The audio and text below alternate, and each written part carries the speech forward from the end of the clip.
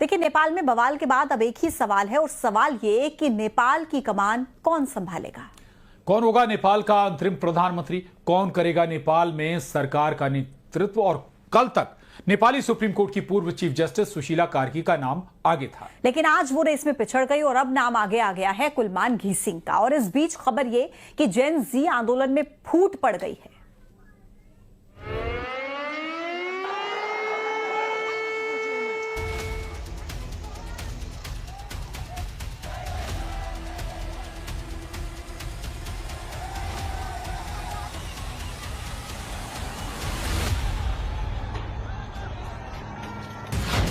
नेपाल में युवा क्रांति के बाद अब शांति।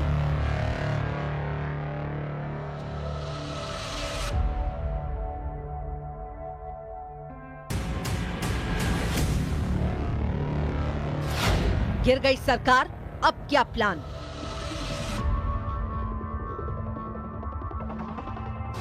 कौन संभालेगा नेपाल की कमान। सत्ता की जंग, कौन बनेगा अंतरिम पीएम। सोशल मीडिया पर बैन और भ्रष्टाचार के खिलाफ दुनिया के पहले जेन जी आंदोलन का गवाह बने नेपाल अब वापस सामान्य जीवन की पटरी पर लौटने लगा है। लेकिन ओली सरकार गिरने के बाद अब नेपाल की कमान कौन संभालेगा, इसको लेकर सस्पेंस लगातार बढ़ रहा है। नेपाल में राजनीतिक उथल-पुथल और हिंसक विरोध प्रदर्शनों के बीच अब बड़ी खबर सामने आई है। अब नेपाल में इंजीनियर कुलमान घिसिंग अंतरिम सरकार का नेतृत्व करने की रेस में सबसे आगे आ गए हैं। आंदोलन का नेतृत्व कर रहे जेनजी की तरफ से पहले नेपाली सुप्रीम कोर्ट की पूर्व चीफ जस्टिस सुशीला कार्की का नाम आगे किया गया था, लेकिन फिर उनके नाम पर अंदरूनी विरोध होने लगा, जिसके बाद अब कुलमान घिसिंग के नाम को आगे किया गया है। उधर नेपाल में जेनजी आंदोलन 3 धड़ों में बंट गया है। पहला गुट है मुख्य आंदोलनकारी जेनजी, जिन्होंने बालेंद्र शाह और सुशीला कार्की का नाम आगे बढ़ाया था। दूसरा गुट है राजशाही आंदोलनकारी जेनजी, जिन्होंने हर्क सांपाड या दुर्गा प्रसाई के नाम का प्रस्ताव रखा था। और तीसरा गुट है राष्ट्रीय स्वतंत्र पार्टी आंदोलनकारी जेनजी, जो सागर ढकाल को नेपाल का अंतरिम प्रधानमंत्री बनाना चाहते हैं। जेनजी आंदोलन में इस कदर फूट पड़ रही है कि कार्यकर्ताओं के बीच आधी रात को जोरदार भिड़ंत हो गई। सेना मुख्यालय के बाहर तीनों गुट आमने सामने आ गए और आपस में हाथापाई करने लगे। तीनों पक्ष खुद को असली आंदोलनकारी साबित करने में लगे हुए हैं।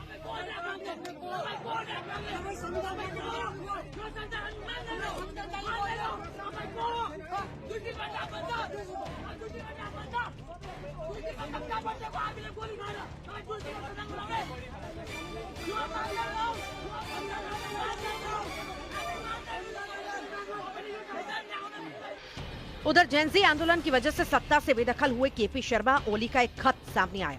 नेपाल के पूर्व प्रधानमंत्री केपी शर्मा ओली ने मौजूदा हालात के बीच जेनजी आंदोलनकारियों को भावुक चिट्ठी लिखी।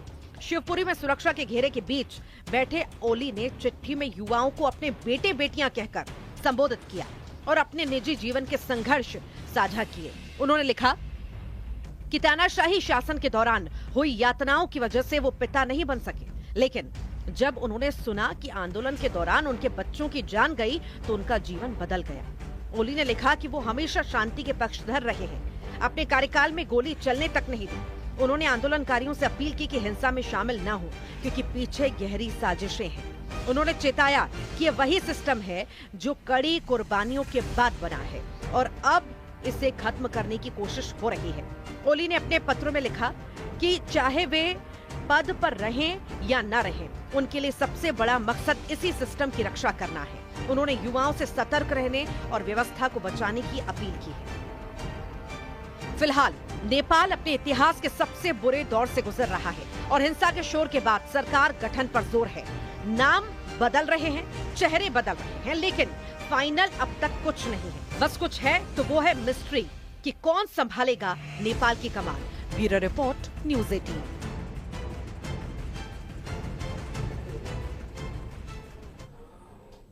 और लोकसभा में विपक्ष के नेता राहुल गांधी को लेकर आज बहुत बड़ा सवाल खड़ा हो गया है, क्योंकि सूत्रों के मुताबिक राहुल गांधी को सुरक्षा देने वाली सीआरपीएफ ने खुद राहुल गांधी के साथ साथ कांग्रेस पार्टी के अध्यक्ष मल्लिकार्जुन खड़गे को एक पत्र लिखा और कहा है कि राहुल गांधी लगातार सुरक्षा प्रोटोकॉल तोड़ रहे हैं। अब बीजेपी ने मांग उठा दी है कि राहुल गांधी की गुप्त विदेशी यात्राओं की जांच होनी चाहिए और यह भी पता करना चाहिए कि वो इतनी विदेशी यात्राएं करते क्यों हैं। तो कांग्रेस कह रही है कि बीजेपी के पास मुद्दे नहीं हैं, इसलिए फिजूल के सवाल उठाए जा रहे हैं।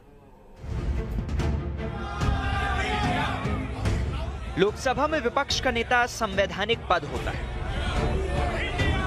जिसकी ताकत सरकार में ना रहते हुए भी एक कैबिनेट मंत्री के बराबर होती है। चुनाव आयुक्त से लेकर सीबीआई निदेशक तक चुनने में इनकी भूमिका होती है। फिलहाल ये बेहद जिम्मेदारी वाला पद राहुल गांधी के पास है, लेकिन उनकी सुरक्षा को लेकर एक बहुत बड़ा आरोप सामने आया है। सूत्रों का दावा है कि राहुल की सुरक्षा का जिम्मा संभाल रही सीआरपीएफ ने खुद राहुल गांधी और कांग्रेस अध्यक्ष मल्लिकार्जुन खड़गे को पत्र लिखकर ये चिंता जताई कि राहुल गांधी सिक्योरिटी प्रोटोकॉल को नहीं मान रहे। राहुल के पास Z+ASL सिक्योरिटी, जिसके तहत विदेश दौरे से 15 दिन पहले सिक्योरिटी एजेंसी को जानकारी देनी होती है, लेकिन राहुल गांधी इस नियम को लगातार तोड़ रहे हैं। हम लोग कोशिश करते हैं कि जो सुरक्षा का प्रोटोकॉल है उसको मेंटेन किया जाए, लेकिन कभी कभी पब्लिक में, जब आप पब्लिक लाइफ में हैं तो बहुत स्ट्रिक्टली सब चीज़ फॉलो करना बहुत मुश्किल होता है। जहाँ तक विदेश का सवाल है तो उनका प्राइवेट विजिट होता है, प्राइवेट विजिट में शायद वो बड़ा शुभ नहीं समझते होंगे। आरोप है कि राहुल गांधी अपनी सुरक्षा को बिल्कुल गंभीरता से नहीं लेते। कांग्रेस पार्टी के सभी नेताओं से आग्रह करूंगा कि कम से कम देश के लिए राहुल गांधी जी की सुरक्षा बहुत आवश्यक है। कल को कोई बुरी घटना हो जाएगी तो देश जो है एक अच्छे नेता को खो देगा, क्योंकि राहुल गांधी जब तक हैं तब तक भारतीय जनता पार्टी बड़े मजे से जीतती है। 9 महीना में अगर 6 बार विदेश गया है, जांच कमेटी बैठाए, आखिर कहां जाते हैं, क्या करते हैं? विदेश में ऐसी कौन सी मुलाकात, मीटिंग या डिस्कशंस होते हैं जिससे आप सीक्रेटिव और कॉन्फिडेंशियल रखना चाहते हैं और नहीं चाहते कि सिक्योरिटी तक को इसकी भनक पड़े? लेकिन पूर्णिया के सांसद और राहुल गांधी के कट्टर समर्थक पप्पू यादव बेहद गंभीर आरोप लगा रहे हैं। आपने कहा कि राहुल गांधी पर रेकी हो रही है, अमित मालवीय को आपने घेरे में लिया। रेकी तो कर ही रहे, एसपीजी आप हटा लिए। अब तो मुझे लगता है कि जो सामने में चैलेंजेबल होगा उसको ही लोग रेकी करके मरवा न दे। सीआरपीएफ का कहना है कि राहुल बिना बताए 9 महीने में 6 बार विदेश गए। इस दौरान वे Italy, Vietnam, Dubai, Qatar, London और मलेशिया की यात्रा पर थे।